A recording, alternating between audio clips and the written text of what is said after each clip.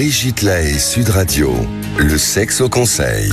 Eh bien, on va revenir sur l'orgasme féminin, Gaëlle Lacheret, parce que je crois que c'est encore utile de temps en temps de rappeler que le clitoris, c'est l'organe le plus sensible, le plus innervé du sexe féminin, et donc il n'y a rien d'étonnant qu'un grand nombre de femmes atteignent l'orgasme grâce à des stimulations clitoridiennes, puisque le vagin est nettement moins innervé, même si il peut être à la source d'un orgasme, évidemment.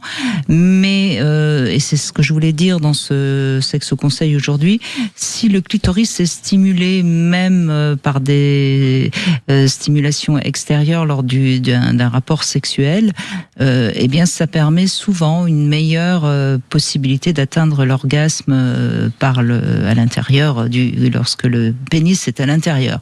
Voilà. Et puis, il y a évidemment ce qu'on appelle aussi le point G, qui correspondrait à peu près aux racines du clitoris. Mais tout ça est vraiment important de comprendre, c'est-à-dire qu'il n'y a pas le clitoris qui serait le seul petit truc qu'il faut toucher pour avoir un orgasme. Enfin, je veux dire, c'est comme si on ne touchait que le gland d'un sexe masculin pour lui donner un orgasme. Donc, c'est vraiment quelque chose qu'il faut comprendre. Et je rappellerai qu'il y a également le col de l'utérus qui parfois peut provoquer des orgasmes chez certaines femmes. C'est les femmes qui ont généralement besoin d'un membre puissant et qui ont besoin de coups de boutoir assez violents. Et justement, je profite de votre présence, Gaëlle Lacheret, pour rappeler que ce genre de besoin que chez certaines femmes traduit souvent aussi quelque chose qui est à conscientiser. Parce que c'est un besoin de violence sexuelle qui, alors encore une fois, il y a rien à dire, c'est très bien. Moi, je rappelle que la sexualité, ça peut aussi être très thérapeutique, mais c'est bien quand même aussi de prendre conscience de ça pour peut-être arriver à aller un peu plus loin et avoir aussi d'autres manières de faire l'amour et d'autres manières d'avoir des orgasmes. Oui. Tout à fait. Là où ça doit normalement, où ça devrait mettre la puce à l'oreille, c'est quand c'est la seule option. Voilà, mais comme toujours, de toute façon. C'est quand c'est la seule option et que la personne s'enferme dans une monopratique, si j'ose dire. Et là, c'est intéressant d'aller voir s'il n'y a pas ce que j'appelle une résonance traumatique ou un orgasme traumatique, où en fait le corps revit d'une certaine façon un chemin vers l'excitation unique, en lien à un événement initial.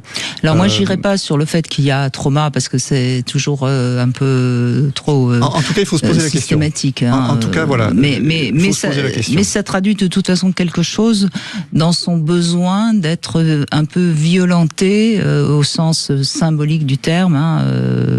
Et voilà. Bon, en tout cas, l'orgasme féminin, c'est une histoire personnelle, et c'est vrai que c'est important pour la femme de comprendre qu'il faut s'éveiller à des sensations et oser peut-être explorer d'autres sensations. Et c'est évidemment l'homme, cet explorateur, qui doit s'amuser avec sa partenaire justement à chercher, à trouver éventuellement. Et je crois qu'il faut bien rappeler aussi que l'acte sexuel entre humains, contrairement aux mammifères, on peut se servir certes de son sexe, mais aussi de ses doigts, de sa langue, de tout son corps, et c'est ça qui est toujours intéressant.